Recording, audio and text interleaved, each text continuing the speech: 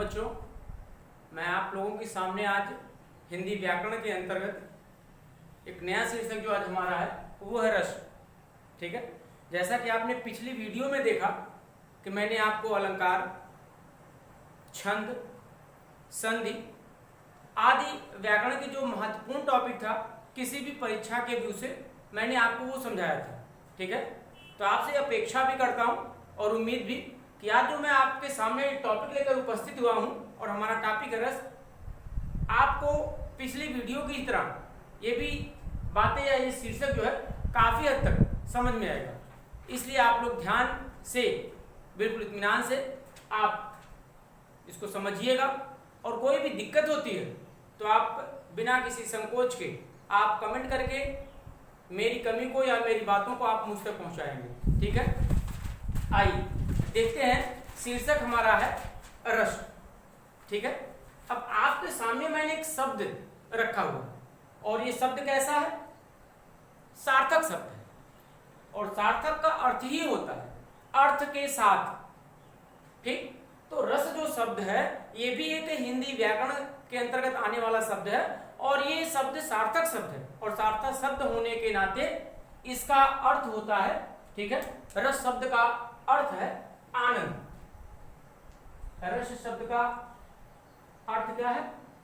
आनंद। ठीक, रस शब्द का अर्थ हो गया आनंद। अब आनंद के विषय में तो आप बाखूबी जानते हैं कि आपको कहीं से भी कोई भी चीज जो आपके हृदय को अच्छी लग जाए या जिससे आपको प्रसन्नता मिले, वही कंडीशन, वही घटना, वही स्थिति जो होती है वो हमारे हृदय में आनंद की उत्पत्ति करती है। ठीक, रस हमको जरूरी नहीं है कि केवल काव्य से ही मिले। रस अर्थात आनंद की प्राप्ति किसी भी घटना को देखने, सुनने, समझने व पढ़ने के पश्चात हमारे हृदय में जो आनंद की अनुभूति होती है, उसी आनंद की अनुभूति को ही हम क्या कहते हैं? रस कहते हैं। ठीक है, संस्कृत में इसे कहते हैं रस्यते इति रसः। ठीक है, रस्यते इति रसः। ठीक, रस्यते इति रसः, रस्यते इति रसः अर्थात जो प्रवाहित हो, जो प्रवाहित हो उसे ही रस कहते हैं। रस कहते हैं। ठीक है, हमने आपको क्या बताया कि रस्यते इति रसः अर्थात जो प्रवाहित हो।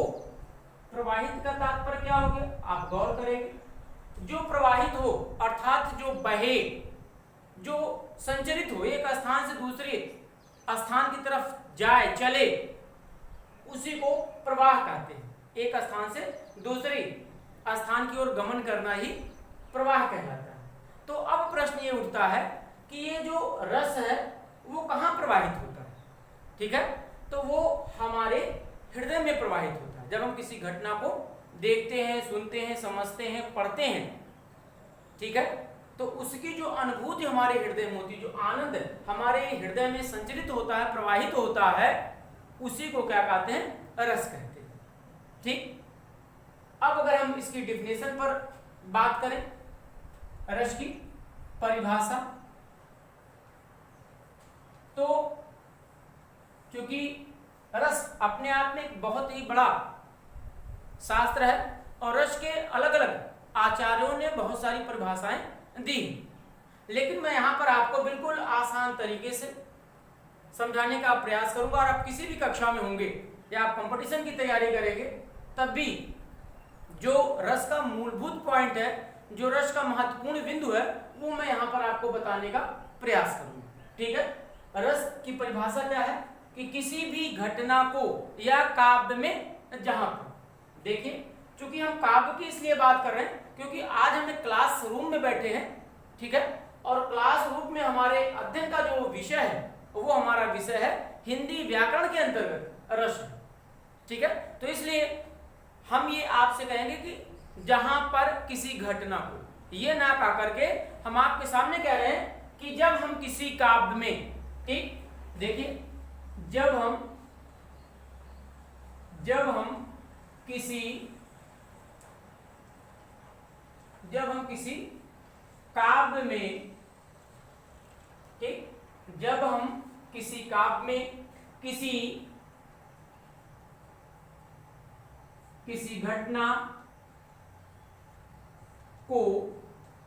घटना को देखते हैं, सुनते हैं, पढ़ते हैं, ठीक है, जब हम किसी काव्य में किसी भी घटना को देखते हैं, सुनते हैं, पढ़ते हैं व समझते हैं, ठीक, काफी हद तक आपको बात समझ में आ रही होगी। हम चर्चा किसकी कर रहे हैं? काव्य की कर रहे हैं। ठीक, जब हम किसी काव्य में, कहां पर? काव्य में, ठीक है, जब हम किसी काव्य में किसी भी घटना को देखते हैं, सुनते हैं, पढ़ते हैं व समझते हैं, ठीक है, या समझने के पश्चात, तो यहां पे हम ये भी कह सकते हैं कि देखने, सुनने व पढ़ने के पश्चात, या देखने, सुनने, पढ़ने व समझने के पश्चात, ठीक है, व समझने के पश्चात, हमारे हृदय में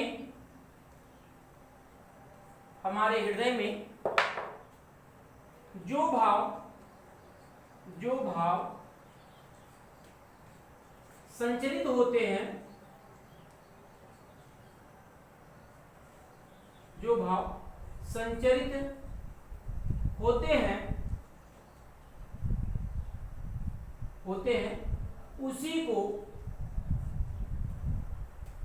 उसी को रस कहते हैं, उसी को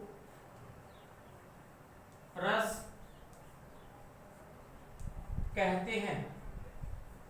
क्लियर? देखिए, एक बार मैं यहां पे रिपीट करना चाहूंगा परिभाषा।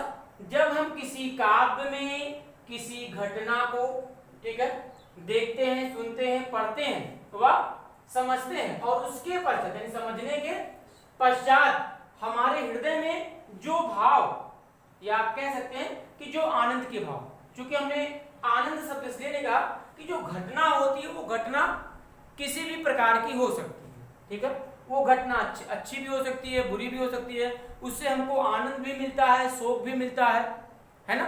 तो उस आधार पर हमारे हृदय में जो भाव संचरित होते हैं, जो भाव प्रवाहित होते हैं, संचरित मतलब प्रवाहित होते हैं, हमने आपको बताया कि रसते की रसाधार जो प्रवाहित हो, तो जो भाव हमारे हृदय में संचरित होते हैं उसी को क्या कहते हैं? रस कहते हैं। ठीक है, और आपने छोटी कक्षाओं में पढ़ा होगा। देखिए, दूसरी डिफिनेशन में यहां पे लिख दे रहा हूं कि जब हम, दूसरी डिफिनेशन है, इस पे गौर करेंगे आप। जब हम किसी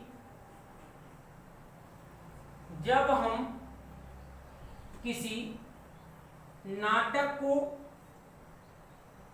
जब हम किसी नाटक, कहानी भी कह लीजिए, जब हम किसी नाटक या कहानी को देखते हैं,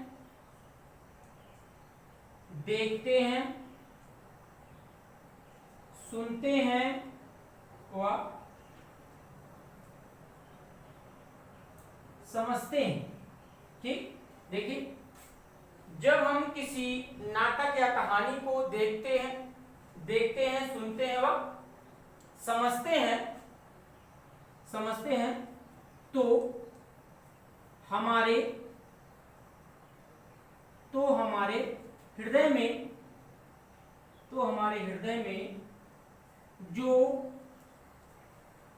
आनंद का भाव तो हमारे हृदय में जो आनंद का भाव उत्पन्न होता है,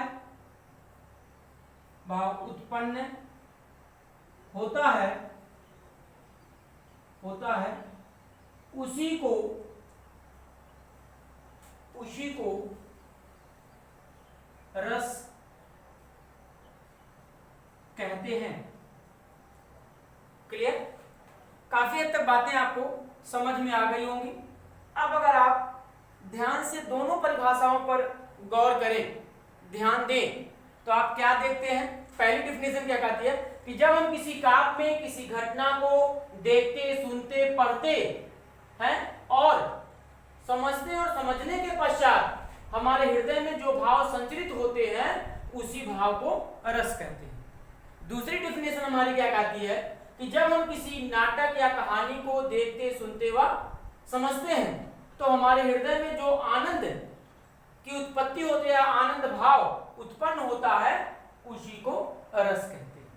तो दोनों में मूल चीज ये है, आप अगर देखें दोनों डिफिनेशन को, तो यहां पर है भाव, ये भाव यहां पर और ये भाव, ठीक है।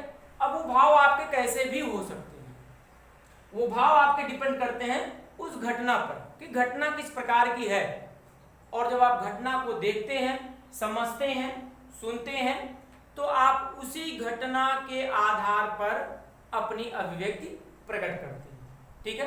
तो ये तो हो गई रस की सामान्य परिभाषा, एक व्यवहारिक परिभाषा, अपनी परिभाषा कि इस आधार पर, इस डिफिनेशन के आधार पर हम रस के विषय में समझ सकते हैं, ठीक।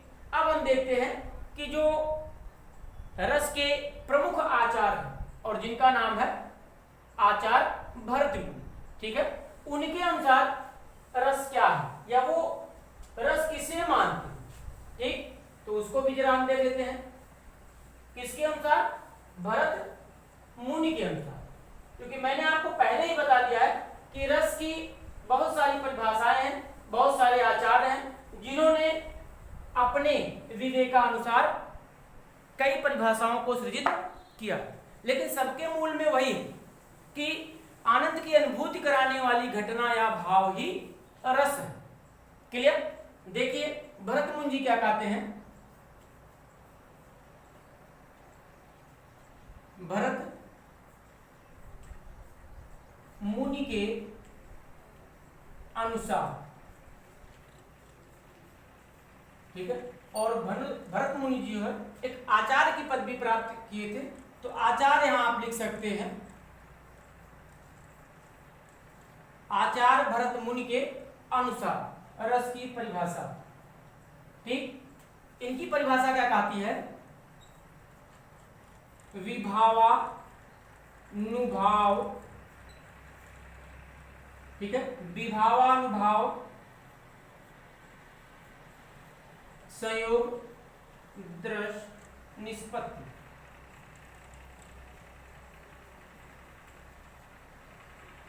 ठीक है। भरत मुनि की परिभाषा है या भरत मुनि के अनुसार रस की डिफिनेशन उन्होंने क्या कहा कि विभावानुभाव संयोगादृश निष्पत्ति, ठीक। भरत मुनि जी ने क्या कहा कि विभावानुभाव संयोगादृश निष्पत्ति, अर्थात विभाव अनुभाव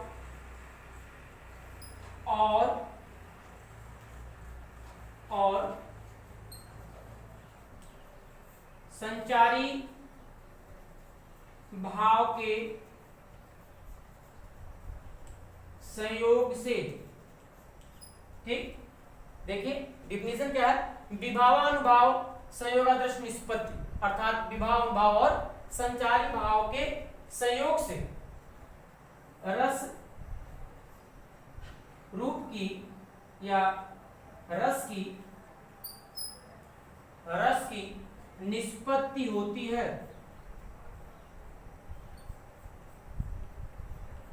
निष्पत्ति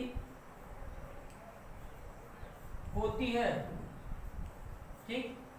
इसको आप विशेष गौर करेंगे आचार्य भरत मुनि के अनुसार विभावानुभाव संयोगादृश निष्पत्ति, अर्थात जहां पर या काव्य के जिन पंक्तियों में, जहां पर या काव्य के जिन पंक्तियों में विभाव, अनुभाव और संचारी भाव के संयोग से, ठीक है, किसके किसके, विभाव, अनुभाव और संचारी भाव के संयोग से, ठीक है, अस्थाई भाव भी कह सकते हैं हम,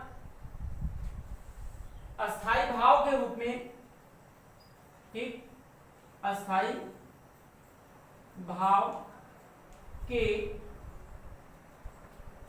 रूप में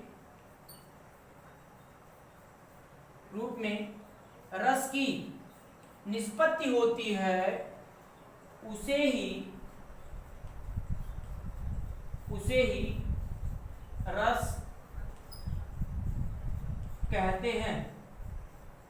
ठीक, भरत मुनि जी क्या कहते हैं कि विभावानुभाव संयोगादृश निष्पत्ति, ठीक, देखिए विभावानुभाव संयोगादृश निष्पत्ति, अर्थात काव्य के जिन पंक्तियों में या काव्य में जहां पर विभाव, अनुभाव और संचारी भाव के संयोग से अस्थाई भाव के रूप में रस की निष्पत्ति होती है, यानी रस की उत्पत्ति होती है, उसे ही रस कहते हैं। ठीक है, और रस के विषय में आचार्य विश्वनाथ जी ने कहा है, किसके विषय में, रस के विषय में, रस के विषय में आचार्य विश्वनाथ जी ने कहा है, ठीक है, कि वाक्यम काव्यम रसात्मकम, ठीक है, कि जो रसात्मक काव्य है वही क्या है, ठीक है, यानी जो वाक्य रसात्मक है वही काव्य, वाक्यम रसात्मकम काव्यम। ठीक, देखिए वाक्यम रसात्मकम काव्य, ठीक, ये किसकी परिभाषा है, किसकी डिफिनेशन है, आचार्य विश्वनाथ,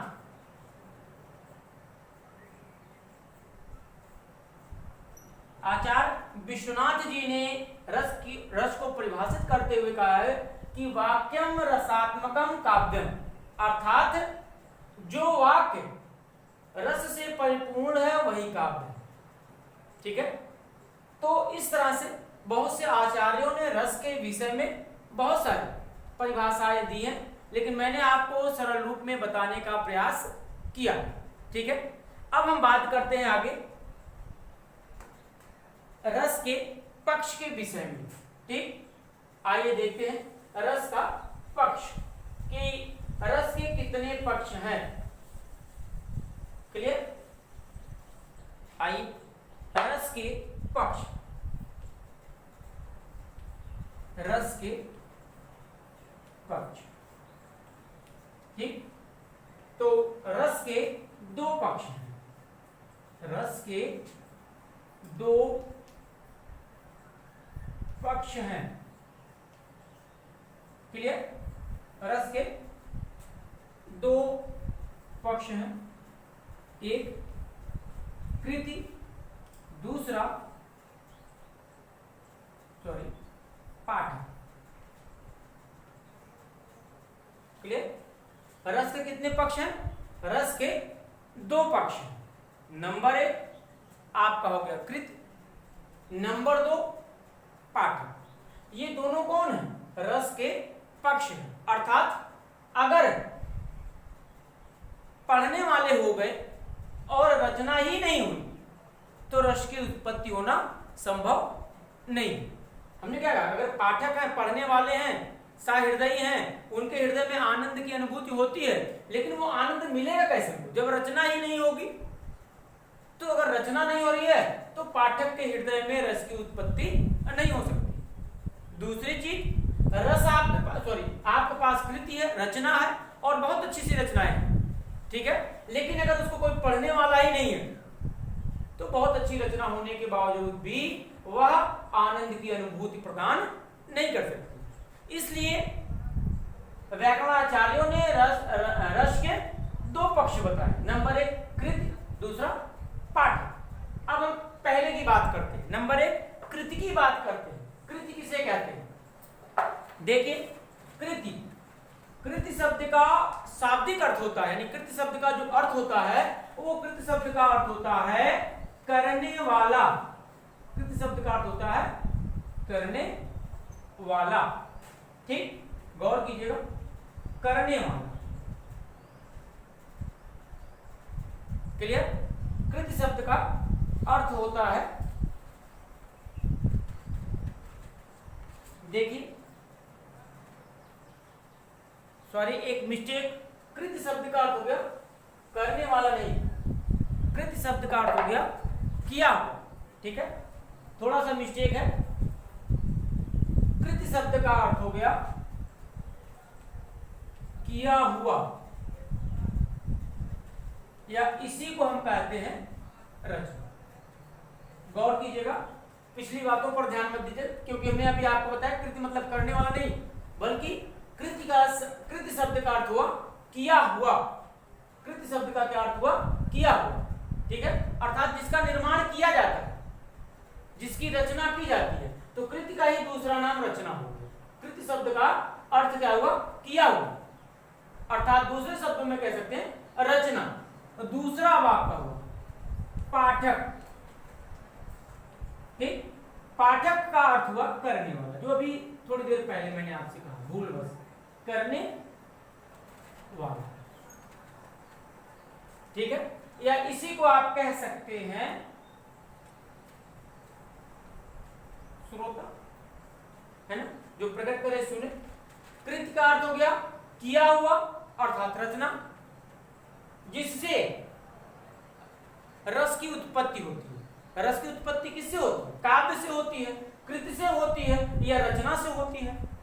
तो कृति जो होती है वो रस को उत्पन्न करने वाली होती है। कृति अर्थात रचना जो होती है वो कृति को उत्पन्न करने वाली होती है।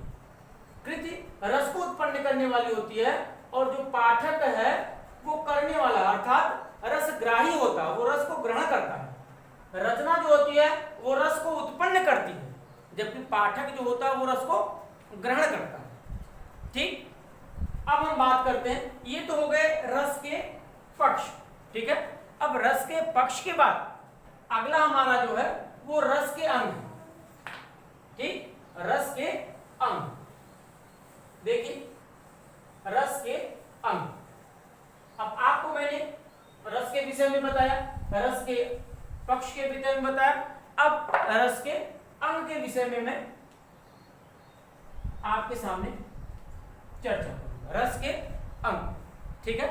तो हमारे हिंदी के आचार्यों ने रस के 4 अंग बताए। कितने? रस के अंग। तो रस के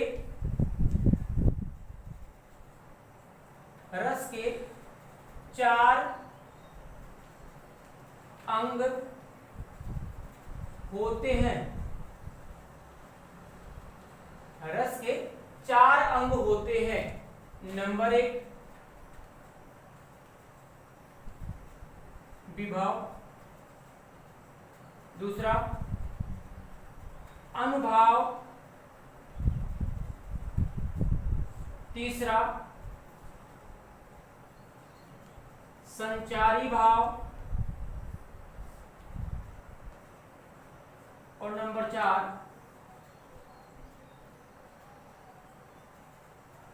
अस्थाई। क्लियर? रस के अंग। और मैंने आपको बताया कि हिंदी के जो आचार्य हैं, हिंदी के जो विद्वान हैं, हिंदी के जो व्याकरण शास्त्री हैं, उन्होंने रस के 4 अंग की पुष्टि की कि रस के 4 अंग होते हैं। ठीक, रस के कितने होते हैं? 4 अंग होते हैं। नंबर 1 विभाव, ठीक, नंबर 2 अनुभाव, नंबर 3 संचारी भाव, और नंबर 4 अस्थाई। ये 4 क्या है? रस के अंग। क्योंकि कभी कभी कंपटीशन की परीक्षाओं में अक्सर ये पूछ लेता है कि रस के कितने अंग हैं, या विकल्प देगा रस के कौन से अंग हैं, या फिर विकल्प देगा रस के कौन से अंग नहीं। ठीक, तो आप अपने दिमाग में इसको बिल्कुल इत्मीनान से बैठाएंगे कि रस के 4 अंग होते हैं। नंबर 1 विभाव, नंबर 2 अनुभाव, नंबर 3 संचारी भाव और नंबर 4 अस्थायी। लेकिन अभी जो हमने कहा कि जो रस के आचार हैं या प्रथम आचार हैं वो है भरत मुनि, ठीक है, और उनकी रचना है नाट्यशास्त्र। देखिए यहां पे मैं लिख दे रहा हूं कि भरत मुनि की रचना, भरत मुनि की रचना है नाट्य शास्त्र, ठीक है। भरत मुनि की कौन सी रचना है?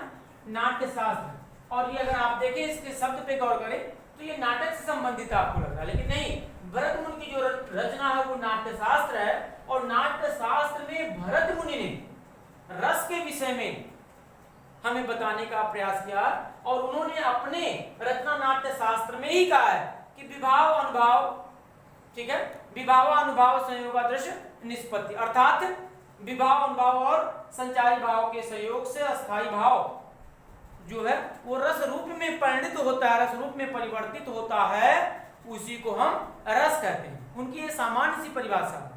और उनके अनुसार रस के 3 अंग हैं, ठीक है। हमने आपको क्या बताया कि रस के कितने अंग हैं? रस के 4 अंग हैं, लेकिन भरत मुनि जी ने रस के 3 ही अंग बताए हैं, ठीक। यहां देखिए मैं आपके सामने लिख दे रहा हूं, भरत मुनि ने रस के, ठीक है, भरत मुनि ने रस के 3 अंग बताए हैं, 3 अंग बताए हैं, क्लियर। भरत मुनि ने रस के 3 अंग बताए, कौन कौन से जरा देखिए। नंबर 1 विभाव, नंबर 2 अनुभाव और नंबर 3 संचारी भाव, ठीक। ये थी, अर्थात आप कह सकते हैं, आप समझ सकते हैं कि उन्होंने अस्थायी भाव को रस के अंग के रूप में स्वीकार नहीं किया, ठीक। भरत मुनि जी ने रस के 3 अंग बताए, क्लियर। कौन कौन से? विभाव, अनुभाव और संचारी, ठीक है। और अस्थायी भाव को उन्होंने रस के रूप में स्वीकार नहीं किया। लेकिन सामान्यतः अन्य विद्वानों का जो मत है, जो विचार है, या जो उन्होंने अपना मत दिया है, वो अंग के विषय में वो रस के 4 अंग ही, ठीक, विभाव, अनुभाव, संचारी भाव और अस्थायी, ठीक है। तो आइए अब इनमें से एक एक के विषय में संक्षेप में कुछ जानकारी कर लेते हैं, ठीक। तो इसमें आपका सबसे पहला है विभाव, क्लियर। आइए देखते हैं।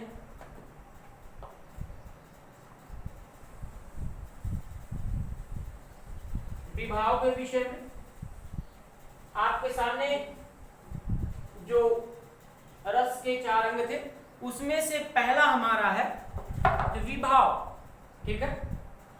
देखिए विभाव शब्द अगर आप ध्यान दें तो ये भी एक सार्थक शब्द है और ये 2 शब्दों से मिलकर के बना। विभाव शब्द 2 शब्दों से मिलकर के बना, ठीक है। और वो 2 शब्द हैं वी प्लस भाव, वी प्लस भाव, ठीक है। विभाव शब्द 2 शब्दों से मिलकर बना है, वी प्लस भाव। वी का अर्थ हो गया विशेष और भाव का अर्थ हो गया भावना, ठीक है। भाव का अर्थ हो गया भावना। इस प्रकार से विभाव शब्द का शाब्दिक अर्थ हो गया विशेष भावना, विशेष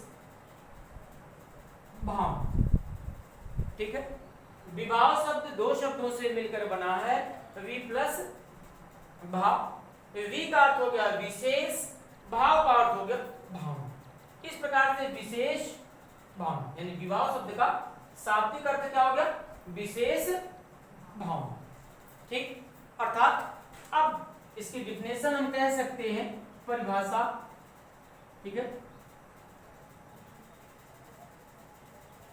सिंपल परिभाषा इसकी है कि हमारे हृदय में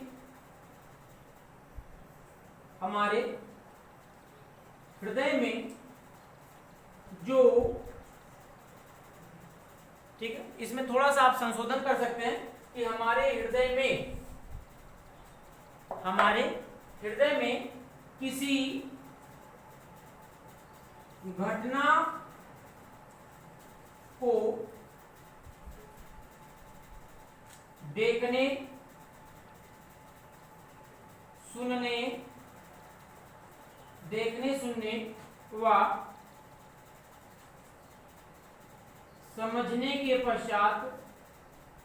समझने के पश्चात, ठीक है, हमारे हृदय में किसी घटना को देखने, सुनने व समझने के पश्चात जो विशेष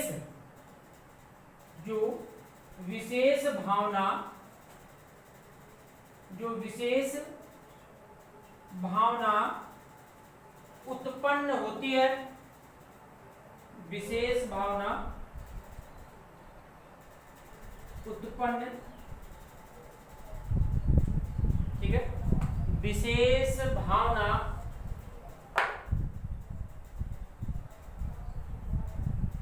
उत्पन्न होती है, उसे ही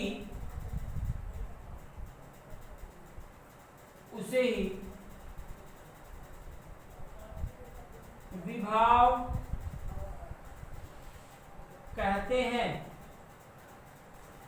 ठीक है, हमने क्या बताया, एक बार पुनः रिपीट करने दूंगा कि विभाव शब्द वी प्लस भाव, वी का अर्थ हुआ विशेष और भाव का अर्थ भावना। इस प्रकार से विभाव शब्द दो शब्दों से मिलकर बना है, वी अर्थात विशेष, भाव अर्थात भावना। इसका शाब्दिक अर्थ हो गया विशेष भावना। इसकी डिफिनेशन क्या कहती है कि हमारे हृदय में जब हम किसी भी घटना को देखते, सुनते व समझते हैं, उसी बात को यहाँ पे हमने पंक्तिबद्ध किया है कि हमारे हृदय में किसी घटना को देखने, सुनने व समझने के पश्चात जो विशेष भावना उत्पन्न होती है, जो विशेष भावना उत्पन्न होती है, उसे ही विभाव कहते हैं, उसे ही विभाव कहते हैं। ठीक है, अब विभाव भी जो है इसके भी अंग हैं, विभाव के अंग या भेद कह सकते हैं। ठीक, विभाव के अंग, विभाव के अंग। ठीक है, क्लियर हो? ये तो हो गया आपका विभाव। अब विभाव के भी अंग हैं। ठीक है, तो विभाव के दो अंग हैं, विभाव के दो अंग हैं। नंबर एक आलंबन, नंबर दो उद्दीपन। ठीक, नंबर एक आलंबन और नंबर दो उद्दीपन। ये आलंबन और उद्दीपन जो है ये विभाव के अंग। क्लियर?